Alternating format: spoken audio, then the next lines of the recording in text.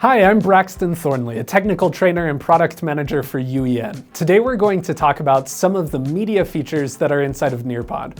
We'll first talk about some of the options that allow you to create media, and then after that we'll delve into some of the more interactive media options that Nearpod has to offer. All right, we're going to begin by creating a lesson here so that I can show you some of the media features that are within Nearpod. Now I'll go to Add New in the upper corner, and then on the side you'll see that I have my two media options, Create and then Interactive Media. We'll start by exploring some of the Create options, and first we'll begin with slides. Now on the right-hand side you'll see there's a summary of what I'm adding, and that applies to any media feature that you might select. As I add in those slides, you'll see that I have the opportunity to select my style, and then I can edit that slide however I want to with typical slide editing tools. If we go back into our media options though, you'll see that I have the ability to add a complete slideshow. So I'm going to add that in, and I could do that by uploading a file or choosing a file in my Google Drive. And in this example, I'm going to go ahead and upload a file from my downloads. Now, as this is uploading, what's going to happen here is you're going to see that as this file adds, it then adds a number of slides to my presentation that students can then scroll through. I also have the ability to add more slides if I want to do that as well. Within our media options though, there are a number of other options that we can choose from, such as adding a sway or a PDF, and a PDF is really similar to the slideshow that we just did. But I also have the option to upload slides as well. So I'm going to go ahead and select that and click on Add. And this is a really helpful tool if you've already built a presentation and want to just add it into your Nearpod lesson.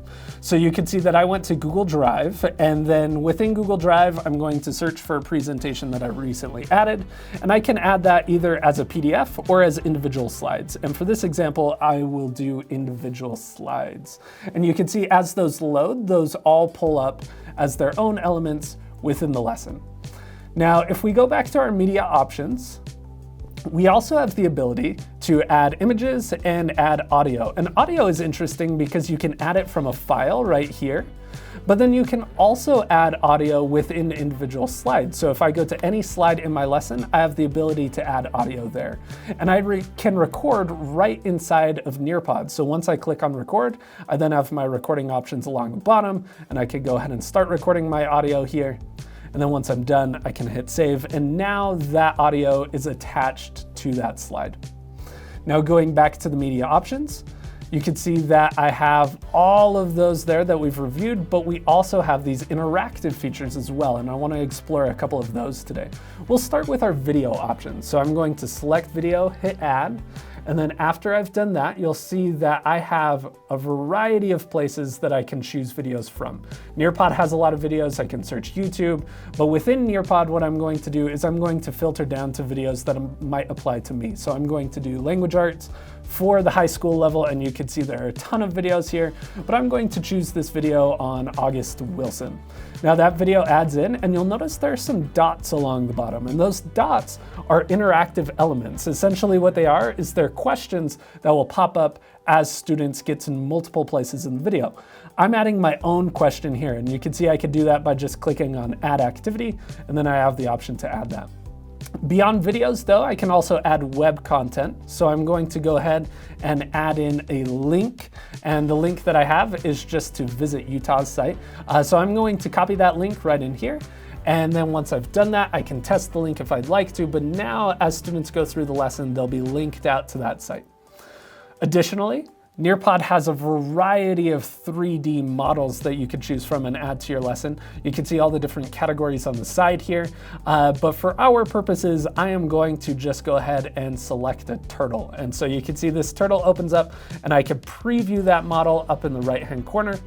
And then what students can do is they can use their cursor to drag that model around and look at it from different angles and really inspect whatever you're talking about in your lesson.